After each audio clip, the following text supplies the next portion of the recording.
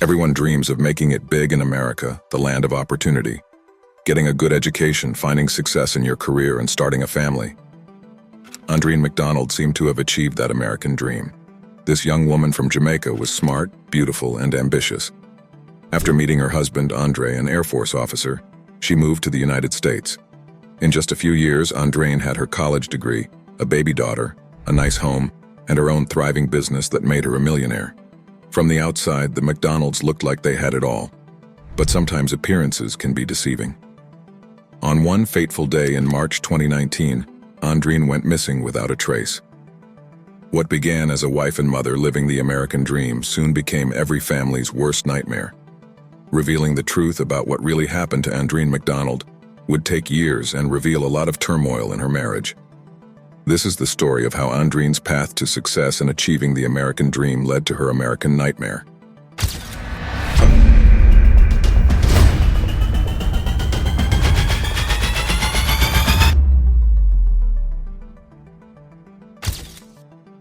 Andreen Nicole McDonald was born on September 23, 1989, in Port Antonio, Jamaica. She started off modestly in Jamaica, yet she was beautiful, smart, and vibrant. Just like many others, Andreen saw relocating to the United States as a total dream.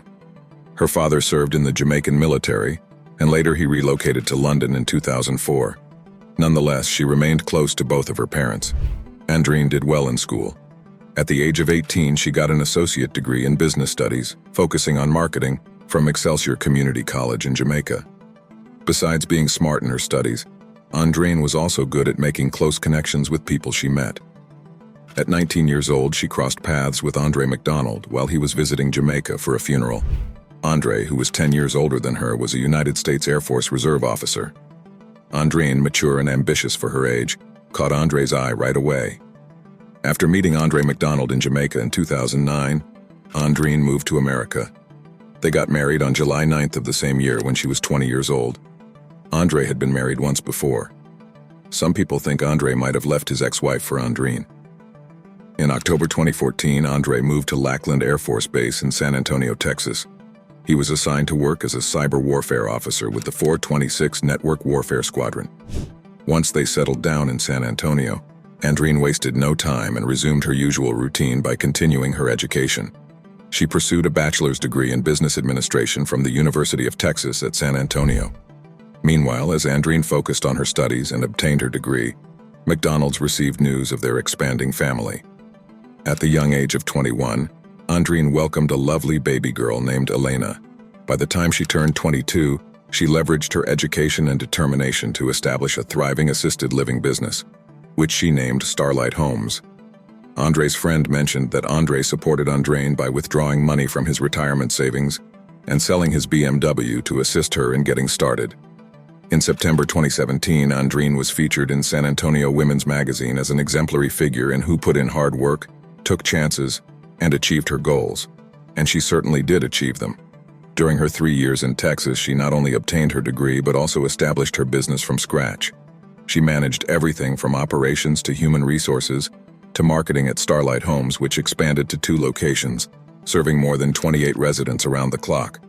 Andreen revealed to San Antonio Women's Magazine that her motivation for starting Starlight Homes stemmed from her mother's career as a certified nursing assistant and Andre's compassionate care for his grandmother, who needed assistance after a tragic accident that resulted in the amputation of her left leg. When she was 29 years old, she had become a millionaire. Andreen wasn't just intelligent and skilled in business, she also followed a rigorous gym and morning schedule. She would rise before 5:30 a.m., hit the gym by that time, and be at work by 8 a.m. It looked like Andreen had accomplished the American dream. She had a husband with a thriving career, a beloved daughter, a lovely house in a fantastic area, and a thriving business. To outsiders, Andreen seemed to have everything. However, things aren't always as they seem. Only those closest to her knew that something was amiss, but the reality soon came to light. On the morning of Friday, March 1st, 2019, Andreen didn't arrive for her 5:30 a.m. Iron Tribe fitness class. Her trainer sensed immediately that something was wrong. Andreen was always punctual and extremely reliable. Her well-being and fitness were of the utmost importance to her. It was unheard of her to miss a class without any explanation. Later that morning, she was expected to be at work at Starlight Homes. However, as the afternoon approached, Andreen was still nowhere to be seen. Carol Ganbar, a close friend of Andreen, felt deeply concerned. Despite being competitors in the assisted living industry, they had formed a strong bond and often collaborated. Carol received a call from one of Andreen's employees reporting that Andreen wasn't answering her phone and hadn't arrived at work. Unable to reach Andreen, Carol went directly to the McDonald's residence and entered. She immediately sensed that something wasn't right. Upon entering the master bathroom, she discovered blood and hair on a light switch. Carol attempted to contact Andre but received no response. She called Andreen's mother, Maureen Smith, and drove to get her. She then returned to the house to show Maureen the bloodied light switch. A call for a welfare check was made to the Bexar County Sheriff's Office at 1:22 p.m. Deputies arrived shortly after, and Andreen's mom and Carol guided them through the house, showing them everything they had just found. During this initial walkthrough, a Bexar County Sheriff's deputy discovered that Andreen's purse, identification, and keys had also been left behind. In the backyard, typically well-maintained, another concerning discovery was made: a pile of burnt clothes. There, they found a zipper from Andreen's blouse. Inside the garage was a Chevrolet Malibu. Deputies noticed a small dent above the trunk and light-colored gravel on its tires, indicating recent use on a country road. While they were there, Andre returned home and initially claimed Andreen was at the emergency room at Baptist Hospital. However, a call to the hospital revealed this was false. Andre eventually admitted to arguing with Andreen the previous night and not knowing her whereabouts. He was taken into custody and promptly requested his lawyer, declining to give further information about Andreen's whereabouts or the previous night's argument. A forensic crime unit inspected the stain on the light switch and verified that it was blood. It later emerged that Andre had indeed visited the emergency room at Baptist Hospital, just before coming home to find sheriff deputies at his residence. Brendan Gordon, the clerk on duty in the emergency room that morning, described how Andre hurriedly entered the emergency room, stating that he was searching for his wife, Andreen. When Gordon mentioned that there was an African-American woman named McDonald receiving treatment, Andre briefly looked at him, then left abruptly. Andre provided some explanations, but he claimed that the last time he saw his wife was the previous night.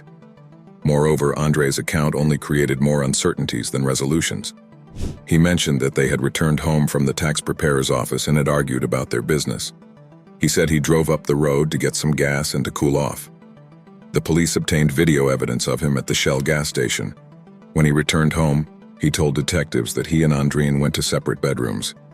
However, investigators discovered that Andre failed to mention a text exchange that occurred at the gas station. These text messages, found on Andre's phone, revealed a troubled marriage, including allegations of betrayal and accusations of infidelity. Aubin Hall, a businessman residing in Port Antonio, Jamaica, was identified by investigators as Andreen's former boyfriend and possibly her current lover. According to investigators, Aubin had dated Andreen when she was a teenager. Andreen's close friend Mandy claimed that the two reignited their relationship in 2017 during one of Andreen's charitable trips to the island.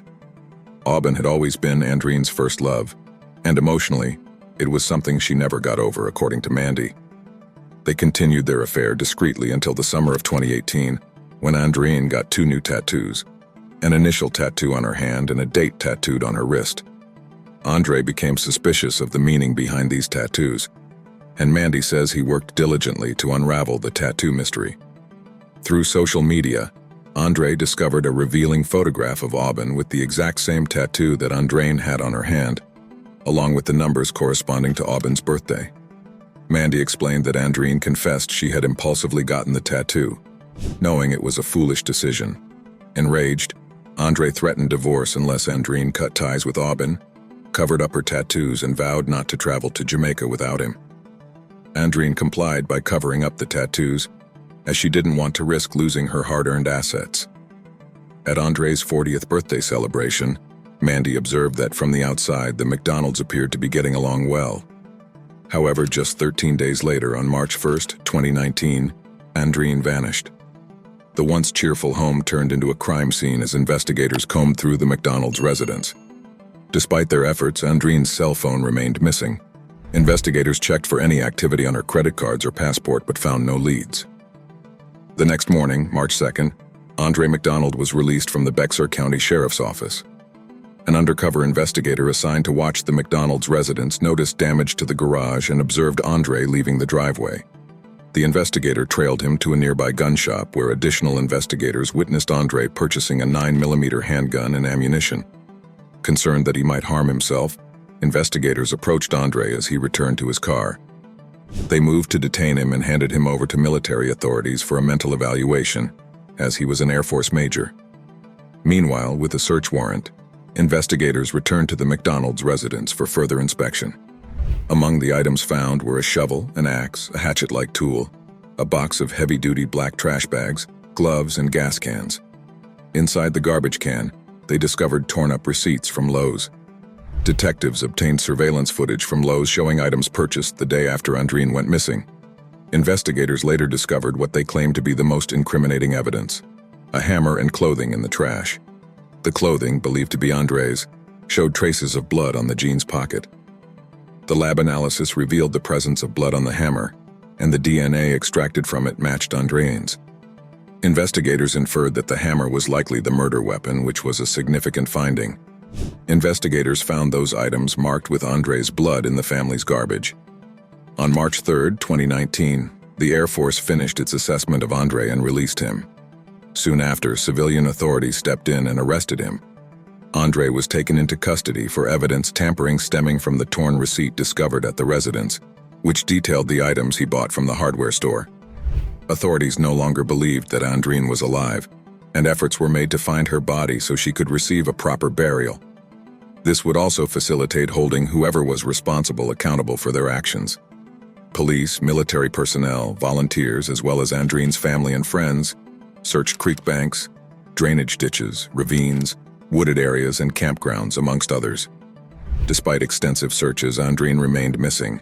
Andre McDonald was later released from custody on bail. In Andreen's absence, he assumed control of Starlight Homes. Days turned into months as the search for Andreen continued, yielding no results. Investigators dug deeper into the couple's relationship, discovering that they had business problems as well as romantic ones.